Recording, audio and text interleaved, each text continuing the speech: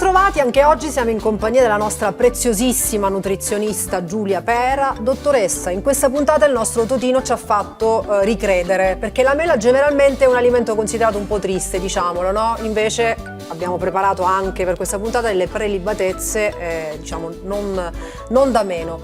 Dottoressa, una mela al giorno toglie il medico di torno, è vero? Ciao Desiree, innanzitutto grazie. La mela in effetti è un integratore naturale, possiamo definirlo, è il frutto per eccellenza della salute, in quanto è un frutto ricchissimo di acqua, ricchissimo di vitamine e anche preziose fonti di sali minerali. Della mela ci ricordiamo soprattutto il fatto che contiene pectina, che è una fibra solubile. E che fa la pectina, dottoressa? Esatto, la pectina riduce l'assorbimento degli zuccheri, quindi quando la mangiamo anche durante un pasto molto abbondante, avendo questa fibra che ovviamente insieme all'acqua va a ridurre l'assorbimento degli zuccheri e quindi possiamo anche fare un pasto abbondante e dopo mangiare anche una mela. E quindi fa bene anche alla linea, possiamo dire, Fa bene alla linea, tra l'altro è un frutto anche abbastanza ipocalorico, in 100 grammi circa 44 kcal.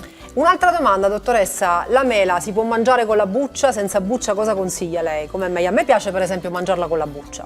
E fai bene Desiree, perché la mela, soprattutto la buccia della mela, è preziosissima, contiene tante sostanze, oltretutto la pectina come ho appena detto, tante polifenoli, di conseguenza mangiare la mela con la buccia è un'abitudine assolutamente sana. Ovviamente laviamola prima molto bene e poi gustiamola appunto con la buccia. Dottoressa, grazie, quindi anche oggi importantissimi consigli, niente, mangiate le mele e elaboratele anche secondo le ricette del nostro Totino, mi raccomando, alla prossima. Alla prossima.